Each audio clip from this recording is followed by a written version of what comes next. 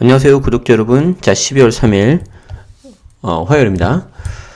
자, 오늘도 뉴스를 가져왔는데, 오늘은 간만에 기사 두 개를 가지고 좀 비교를 간단히 해볼 건데요. 요즘에 특히 종부세 고지서 받아들고 고민 많으시죠, 여러분들. 그래가지고 그 고민에 대해서 한번, 이게 사실 답이 없거든요. 자, 그래서 첫 번째 기사는요. 종부세 고지에 개정세법 적용도 코앞인데 안파는 다주택자, 매물 찾기 어렵다. 그래서 안 던지지 않겠느냐 라고 보는 기사가 하나 있고요.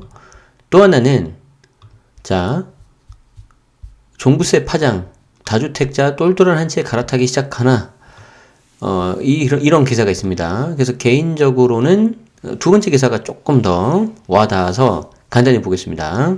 자, 첫 번째 기사. 서울 양천구 주상복합 오피스텔에 거주하는 고모 씨는 이사갈 집을 알아보려고 서초구 부동산 찾았다가 헛걸음했다. 자, 온라인 부동산 거래 정보에 등록된 집이 이틀 사이에 매매됐다는 건데, 그분이 알아본 19억 4천짜리 전용 59제곱미터 반포자에는 비슷한 가격대 물건조차 없었다. 어제 오후에 일 보다 지나가면서 반포자에 보면서 와이프랑 저기 좋아 보이는데 그 이야기 했었는데 참. 자, 2년차 신혼부부인 이능호 씨는 올해 5월 받은 서울 노원구 상계주공 아파트 3단지를 다시 알아보다가 결국 포기했다. 부동산 정보에 올라온 전용 면적 59짜리, 그러니까 한 20평대죠. 이거는 이미 팔렸고, 당초 생각한 금액보다 8천만 원이나 비싼 물건이 다른 단지만 한 채씩 남아있다는 중개업소의 설명을 들어서다. 자, 종부세 고지서가 발송되고 정부가 다주택자를 겨냥해 내놓은 개정세법의 적용 시기가 속속 다가오는 가운데서도 주택시장에 매물이 돌지 않고 있다. 정부 입장에서는 돌아야 되거든요. 그리고 제가 올 초에 개정세법 특강을 할 때도 정부가 3번의 기회를 준 거다. 그래서 올해 보유세 과세 기준일 되기 전에 팔아라. 그리고 올해 연말에 내년 9월 고가주택 되기 되니까 그때 파시고, 그리고 이제 21년 되면은 또 복잡하기 때문에 그 전에 파세요 라고 3번의 기회를 준 거라고 말씀드렸는데 안 나와요. 왜 그러냐면은 집값이 많이 오른 상태여서 당장은 양도세 부담이 크기 때문인데, 특히 조정대상 지역, 이게 생각보다요 중과가요 상상을 초월해요. 요즘에 이런 것 때문에 지금 문의 주시는 분들이 되게 많은데, 제가 따로 상담은 안 하고 있는데요. 제가 이제 정규 수강생분들한테는 이제 개별 피드백을 좀 드리고 있는데, 다 지금 이런 거가 문제예요, 지금. 막 양도차익이 한 7억 가잖아요. 세금이 4억 넘고요. 양도차익 15억이면은 세금만 거의 한 10억 가까이 나와요. 거짓말 같죠? 그래요. 장난 아니에요, 지금. 자, 그래서, 종부세 이제 고지서를 발송했는데, 일부 다주택자의 경우 전년에 두 배가 뭐예요? 지금 막 엄청나게 오른 사람도 되게 많고요. 장난 아니에요. 자, 그리고 이제 여기에 2020년 1월 1일부터는 1가구 1주택의 양도세 감면 기준도 달라지는데, 자, 이게 이제 그거죠. 고가주택이면서, 즉, 실거래가가 9억이 넘으면서 비과세인 경우, 그 경우 아니면 상관없어요. 그러니까 너무 놀라진 마시고요. 고가주택 9억 초과하면서 비과세인 경우에 이제 내년부터 바뀌어지는데, 지금까지는 9억이 넘으면 예를 들어 10억이라고 합시다. 그러면 9억 이하는 비과세라고 가정을 하면, 비과세 안 되면 당연히 말짱 꽝이고요. 자, 그래서 이게 비과세라면 9억까지는 비과세, 그리고 9억 초과분에 대해서는 80% 장특공이 들어가는데, 이 장특공 80%를 안 해주겠다는 거죠. 그러면은 정말 그 세부담이 많이 늘어요. 자, 그 내용이 여기 들어가 있습니다. 자, 그리고 지난해 발표한 9.13 대책 후속으로 올해 2월 발표된 세법 시행령 개정안에 따르면 다주택자가 집을 팔 때 보유기간으로 인정받는 기준도 엄격해지는데, 그전에는 다주택자가 다 팔고 나머지 하나가 남았을 때도 취득일로부터 양도일까지 해서 그냥 비과세라든가 장투공 이런 게 인정받았는데, 21년부터는 마지막 집을 판 날로부터 2년 이상 보유하도록 강화가 돼요. 그러니까 제가 이걸 한 줄 뭐라 그랬어요? 오늘부터 1이라 그랬죠. 그렇기 때문에 이게 이제 또 바뀐 적용이라서 더 이제 보유해야 되는 거죠. 자, 지난 17년 파리대책 이후 조정대상 지역에 집을 산 경우라면 1주택지에 대한 양도세 비과세 기준이 강화될 예정이고, 21년부터는 주택가격이 9억 원 이하이고 보유기간 중 2년 이상 거주해야만 양도세 비과세 대상이다. 자, 이러면은 좀 물건이 나와줘야 되는데 안 나온단 말이에요. 매물은 구경하기가 어려운 실정이다. 지난달 말 찾은 서초구 잠원동 공인중개사에서는 내년 2월까지 학군 때문에 이사 수요가 있어 매수 문의가 이어지는 시기라면서 하지만 집주인들이 자꾸 가격을 올리려고 하고 물건을 내놓지 않아서 거래가 안 된다. 강남에서만 그런 게 아니다. 젊은 층과 신혼부부들이 찾는 중간 가격대 아파트도 매물을 찾기 쉽지 않은데 특히 노원, 전용 58 기준 구축 아파트 매매가가 올 초보다 5천만 원쯤 올랐는데 집값이 계속 오르다 보니까 집주인들이 매물을 거둬들이고 있고 팔려고 내놓는 물건 자체가 없다. 자, 그래서 이에 대해서 부동산 1사에서는요, 주택 수요자들이 집을 구하는 과정에서 이전보다 매물수가 줄어든 걸 체감하고 있다면서 집값이 더 오를 것이라는 기대감과 양도세 부담이 맞물려서 다주택자들도 굳이 집을 팔지 않고 버티는 상황이다. 양도세 부담이 상상을 초월합니다. 특히 특히 집값이 오른 1주택자들은 운신의 폭이 줄어들죠. 그러니까 1주택자들 정말 말 그대로 그냥 실거주 하시는 분들인데 이분들은 진짜 답이 안 나와요. 매물 잠김 현상이 심해질 수 있다는 우려가 나오는데, 자, 앞으로 집값이 상승할 거라는 기대감이 남은 상황에서 다주택자들뿐만 아니라 1주택자들도 양도세를 부담하느니 집을 팔지 않고 실거주 기간을 채우겠다. 안 그래도 부동산 매물이 드문 상황에서 팔 수 있는 물건도 팔지 못하는 매물 잠김 현상으로 연결될 가능성이 있다. 라고 말했어요. 좋아요 126개. 오케이. 자, 일단 제가 조금 좀 빨리 했죠. 그래서 아마 읽어보시면은 충분히 다들 아시는 내용이라고 보는데, 그래서 전반적으로 이 기사를 보면은, 매물이 정말 없다. 그런 내용이 단데, 이와 이제 관련해서 이제 하나를 더 보자고요, 기사를. 그러면은 이제 그 기사에는 조금 약간 뉘앙스가 달라요. 그래서 어떻게 다른지 한번 보도록 하겠습니다. 자, 한번 봅시다. 자, 종부세 파산, 다주택자 똘똘한 한 채 갈아타기 시작되나. 약간 비슷한데 약간 달라요. 자, 일시적 2주택자는 보유 대신 매도 전환, 양도 차익이 작은 주택부터 매각 조짐. 그렇죠. 팔 때는 양도 차익이 작은 거 또는 투자 가치가 없는 것부터 팔아야 돼요. 그럼 어떻게 되겠어요? 서울로 치면은 서울 외곽, 서울 경기도 보면은 경기도 외곽, 그리고 점점 이제 안쪽으로 가겠죠. 그렇게 해서 똘똘한 한 채만 남기지 않겠냐? 라는 거죠. 자, 그런데 여기도 아까랑 같은 건 공통적인 거는 강남 호가는 강세가 지속되고 있다. 종부세 매물 기대감에 매수 문의는 있지만 거래는 주춤한다. 자, 2016년 말 양천구 목동 아파트, 아까도 양천구 주복 아니었나? 자, 2016년 말 양천구 목동 아파트를 매입하면서 기존 잠실 아파트와 합쳐 2주택자가 된 직장인 박모 씨는 최근 10년 넘게 보유한 잠실을 매도했다. 그러니까 1번 주택이 잠실, 2번이 목동. 자, 그래서 1번에서 2번 갈아타면서 1번이 일시적으로 2주택 비과세가 되니까 1번 팔아버린 거라는 거죠. 자, 최근 집값이 계속 오르면서 당초 둘 다 보유할 생각이었는데 일시적 2주택 양도세 비과세 기한 3년을 놔두고 결국 기존 주택 매도로 돌아선 것이다. 자, 왜 그래요? 이때는 조정에서 조정이니까 2년 아닌가요? 그렇지 않죠. 두 번째 산 목동 아파트가 2016년 말이기 때문에 이때는 9.13 전에 했기 때문에 3년이다. 그래서 이렇게 됐다는 거죠. 그래서 이런 물건이 좀 현실적으로 나올 수는 있죠. 자, 그래서 이유가 뭔가요? 집값이 오를 만큼 오르기도 한 데다가 내년부터 당장 임금 피크제, 이제 본인 개인 사정이 있었다는 거죠. 임금 피크제라는 거는 아시는 것처럼 어느 정도 딱 일정 수준이 되면은 거기서 뭐 회사를 그만두거나 그런 게 아니라 회사를 그만두는 대신에 월급을 좀 줄여서 이렇게 받는다는 거죠. 자, 올해 종부세 1천만 원을 포함해서 재산세까지 총 1,600만 원이 넘는 보유세가 나왔다. 와, 똘똘한 두 개 있으면요, 1,000만 원 넘는 건 일도 아니에요. 보유세가 1,000에서 2,000 나와요. 자, 그런데 문제는 이게 22년까지 계속 오르기 때문에 종부세가 계속 오르기 때문에 한 두 배 정도 생각하셔야 될 거예요. 한 넉넉 잡아 3,000 정도. 자, 은퇴를 앞둔 상황에서는 부담스러운 금액이다. 내년 이후에도 공시가격 현실화로 계속해서 보유세 부담이 커진다는데 공시가격 현실화 플러스 공정시작 가격비율이 계속해서 올라가죠. 보유주택 수를 줄이는 게 맞는 것 같다. 이런 분들 많으시죠. 그래서 현재 거주 중인 목동 아파트도 팔고, 그러면은 이제 1번 잠실 팔고, 2번 목동까지 팔고, 송파에 중대형 아파트 하나나 임대 수입 있는 다각으로 갈아타는 방법을 저울질하고 있다고 합니다.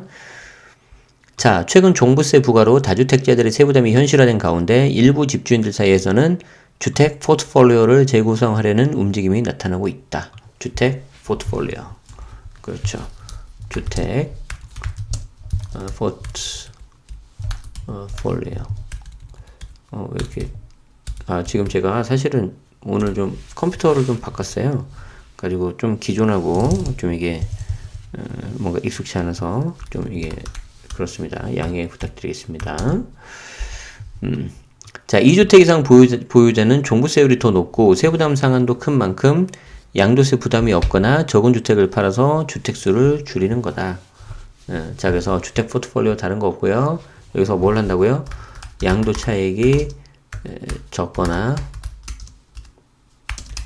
투자 가치가 작은 물건을 정리. 자, 그렇게 해서 어떻게 한다는 거죠? 똘똘한 한 채만 보유. 이렇게 간다는 거죠. 전문가들은 앞으로 이러한 똘똘한 한 채에 대한 욕구가 더욱 강해지고 일부 지방 등 규제가 없는 곳으로 여유자금이 몰리는 부작용도 나타날 수 있다고 우려한다. 그렇죠. 자, 그래서 전문가들은 똘똘한 한 채 선호 현상 심화, 비규제 지역, 지방 등 여유자금 몰리는 부작용 나타날 수도. 그런데 이제 규제지역 없는 곳으로 가긴 가야 돼요. 저기가 이제 우리의 미래의 먹거리기 때문에 고려하실 필요는 있다고 저도 생각합니다. 저도 이제 할 거고요.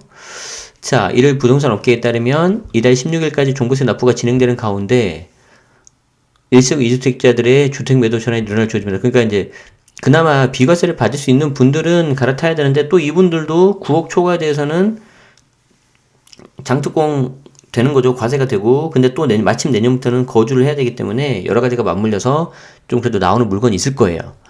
자, 우리은행 안명숙 부장님은 1, 2년 전에 서울에 집을 사 상당한 시세 차익이 생긴 일시적 2주택자들이 집을 파는 게 어떠냐며 상담이 오는 경우가 늘었다. 매수 3년 뒤에는 양도세 부담이 매우 커지기 때문에 비과세 혜택을 누릴 수 있을 때 파는 게 낫다고 생각하는 것 같다. 자, 김종필 세무사님도 종부세 발표 이후 일시적 2주택자의 주택 매도 상담이 증가했다. 자, 그런데 이제 이런 경우도 있죠. 나는 일시적 2주택이 안 되는데. 자, 근데 내가 만약에 3주택이다. 그럼 어떻게 한다? 하나 날려버리고 남은 2개를 팔아버려야 돼요. 자, 그래서 그런 것도 방법이 있다. 신세계 아카데미 오시면 알려드립니다. 아니면 제 강의나 오시면은 많이 들으셨을 거예요. 제 유튜브에도 있고 하니까. 자, 그러나 양도세 감면 혜택이 있는 일시적 2주택자와 달리 일반 조정대상 지역 내 다주택자들은 양도세 중과 조치로 집을 팔기 어렵다는 경우가 대부분이다. 그러니까 앞에 내용하고 좀 비슷하죠? 근데 앞에 내용과는 달리 좀 더 다른 케이스도 봤잖아요. 그쵸? 그래서 좀 더 크게 보셔야 된다는 거예요. 보유세 부담으로 집을 팔고 싶지만 양도세가 아까운 정도가 아니라 정말 죽음이에요. 자, 그럼 이렇게 되면 어떻게 된다? 이 때문에 서울 외곽이나 수도권 주택부터 매물이 나올 것으로 예상한다. 자, 그래서 저도 동의합니다. 서울 외곽 혹은 수도권 주택부터 매물이 나올 것. 왜냐면 저도 얘네들부터 팔 거거든요. 서울은 아깝잖아요. 자, 종부세 고조세가 날아온 뒤 일부 집주인들은 강북 아파트를 정리하고 음마 한 채만 보유하겠다고 한다면서 집을 판다면 양도세 적은 주택부터 팔겠다는 것. 그러니까 이제 이러면은 어떻게 되겠어요? 양극화 더 심화되겠죠. 왜 종부세 나오니까 똘똘한 하나 얘가 이제 대장 그렇지 않아도 대장 먹는 거고 나머지 그냥 또 처분해버린 거죠. 아이고. 자, 안명숙 부장은 보유세를 감당할 능력이 되는 경우라면 외곽의 주택 보유들을 정리하고 강남 등 미래 가치가 있는 주택 한 채만 보유하는 전략을 쓸 거다. 이런 식으로 이탈한 자금이 규제 무풍지대인 지방으로 몰릴 거다. 그렇죠.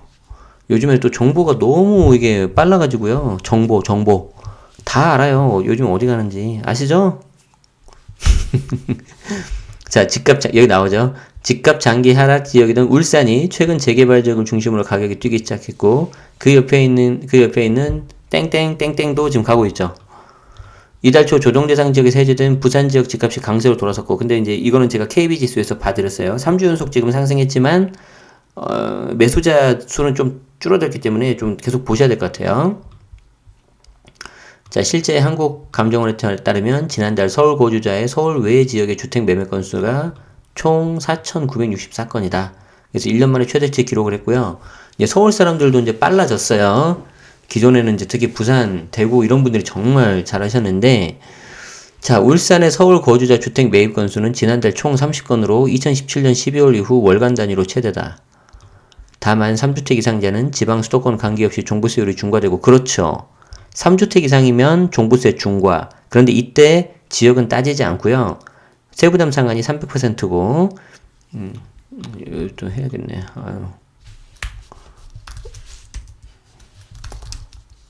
종부세. 3주택 이상자. 종부세 중과되고요. 세부담 상한이 150%가 아니라 300%. 그리고 이때 이제 3주택 이상은 요거는 지역 불문이에요. 자, 그리고 조정지역 2주택자 얘도 종부세 중과 세율이 종부세 세율 이렇게 적어야 좀 여러분들이 좀 낫겠다. 아, 갑자기 라이브로 하고 싶다는 느낌이 확 드네.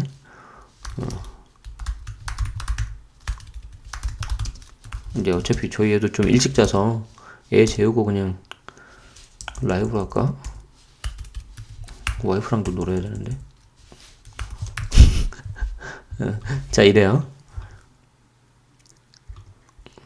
자, 그래서 이것 때문에 과거만큼 지방 투자가 활발하지 못할 거라는 전망도 있다는 거죠. 자, 종부세 매물 나올까? 호가 급등에 강남 매수세 한풀 꺾였다. 종부세 고지서가 날아든 지난 주말 서울 강남권 아파트 시장은 매수 문의가 다소 주춤했다. 전반적인 매물 부족으로 매도 호가는 여전히 높지만 매수 대기자들은 종부세 부담으로 내놓는 종부세 매물을 기다리며 관망한다는 것이다. 서초구 반포동의 한 중개업소 대표는 지난주부터 매수 문의가 눈에 띄게 줄고 거래도 잘 안 된다. 좋은 매물이 나와도 긴 매물이 나올지 모르니 며칠 더 지켜보겠다고 한다. 와, 진짜 사람들 빨라졌다. 주변에 집 두 채로 종부세만 2, 3천만 원 나왔다며 집을 계속 보여야 할지 팔아야 할지 묻는 전화들이 걸려온다. 맞아요. 이거 정말 문의 많이 와요. 올해 공시가격 발표 때부터 보유세 부담이 클 것으로 예고됐지만 그동안 무관심했던 사람들이 막상 세금이 부과되니까 뒤늦게 반응을 보인 것. 그렇죠. 막상 받아봐야 알아요. 제가 6월 1일 되기 전부터 그렇게 말해도 안 들어 그때는. 자, 대치동 일대도 마찬가지예요. 수학능력 시험 이후 학군 수요들이 가세하면서 전세는 나오기가 무섭게 계속 계약되지만 매매는 다소 주춤.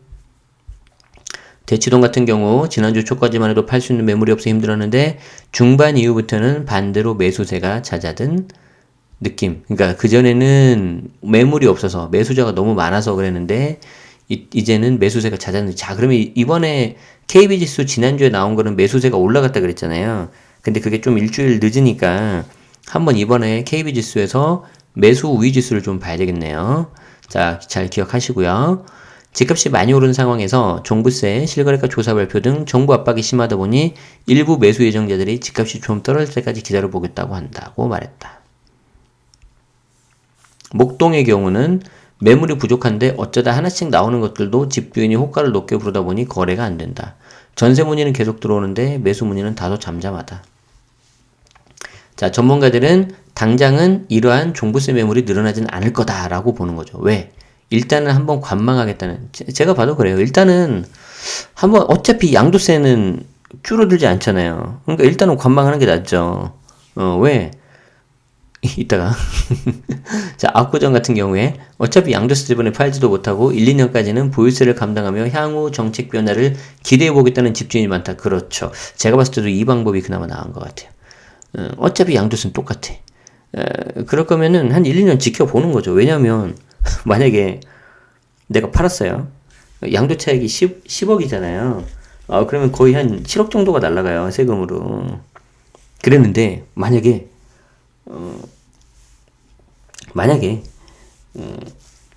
팔았는데 한 1년이나 2년 있다가 조정대상 지역이 한시적으로 해제, 아니면 뭐 양도세 중과 한시적 해제, 그러면 이제 돌아버리죠. 이 사람 이제.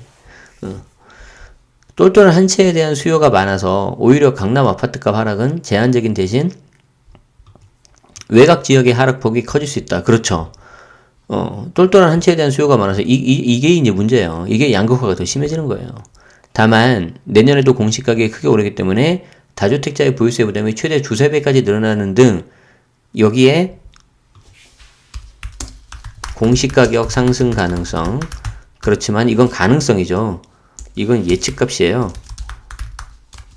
그런데 공정시장 가액 비율은 22년까지 계속 오름. 이건 확정. 계속 올라요. 자, 그래서 종부세와 재산세와 종부세 과세 기준일은 6월 1일 이전에 상반기 중으로 매물이 나왔죠. 그렇죠. 자, 그래서 내년 6월 1일 이전 상반기 중 매물 나올 가능성 존재. 자, 그래서 이런 걸 하나 노려보는 것도 괜찮아요. 자, 정부의 추가 부동산 대책 발표 등으로 집값이 하락 전환하면 다주택자들이 보유세를 내며 버티기는 어려울 거다. 정부의 대책과 집값이 관건이라고 진단했다. 그런데 이제 한번 봐야 되겠죠. 자, 그래서 오늘 어떠신가요? 제가 오랜만에 두 개를 하다 보니까 생각보다 시간 좀 많이 걸렸던 것 같은데, 첫 번째 기사가 요거였고요. 자, 제가 이렇게 좀 할게요. 그래서 한번 필요하신 분들은 보시고요. 오늘 좀 약간 색깔이 달라졌죠. 제가 집에 있는 PC를 사무실로 좀 가져갔고, 사무실에 있는 거를 집으로 좀 가져왔어요. 왜냐하면 이게 너무 27인치 너무 커서 사무실로 오니까 좀 약간 너무 커가지고. 오케이, 이렇게 두 개 기사 제가 드릴게요. 그래서 한번 보시면은 좀 비교가 잘 될 것 같고요. 고민하시는 분들 많이 계실 거다. 생각보다 많이 나와서. 근데 어차피 양도세가 안 바뀌기 때문에 한번 관망을 하면서 내년 6월 1일이죠. 6월 1일 되기 전까지 결정하시면 될 것 같아요. 물론 이제 내 뜻대로 안 팔릴 수가 있고, 또 만약에 예를 들어서 사람들이 물건을 던지는데 이왕이면 던지기 전에 내가 먼저 던지는 게 나을 수도 있잖아요. 복잡해요 이게. 그래서 이제 어려우실 텐데 어쩔 수 없습니다. 이건 의사결정이기 때문에 좀 고민 많이 하셔야 될 것 같고요. 이럴 땐 저 같은 사람이 편할 수도 있어. 어차피 저는 묶여서 못 팔아요. 임대사업자 묶여서. 자, 그래서 오늘 이렇게 좀 보도록 하고요. 자, 간만에 기사 두 개를 좀 봐서 비교를 했습니다. 그래서 이 언론사들마다 또 보는 색깔이 다르기 때문에 여러분들도 그 프레임에 맞춰서 휘두르지 마시고요. 한번 이렇게 좀 보시면서 내가 과연 어떻게 중심을 잡아야 되는지 그것도 생각하시면서 보시면 좋을 것 같습니다. 자, 오늘 기사 여기까지 보고요. 좀 어려웠을 수도 있겠어요. 한번 이렇게 보시면서 한번 전략을 잘 짜시고 계획을 세우시면 좋겠습니다. 무엇보다도 늘 말씀드리지만 여러분 자기 자신에 대한 계획도 잘 세우시고요. 이제 올해도 한 달밖에 안 남았죠. 그래서 저도 이제 내년에는 또 새로운 걸 많이 할 거고요. 더 안 해본 것도 도전해보고, 그리고 그렇게 해보려고 해요. 자, 그래서 그런 부분도 한번 봐주시고 하면은 좋을 것 같습니다. 자, 오늘 채널 제네시스박 데일리 뉴스 여기까지 마치도록 하겠습니다. 수고 많으셨고요. 저는 또 내일 좋은 기사로 찾아뵙겠습니다. 고맙습니다.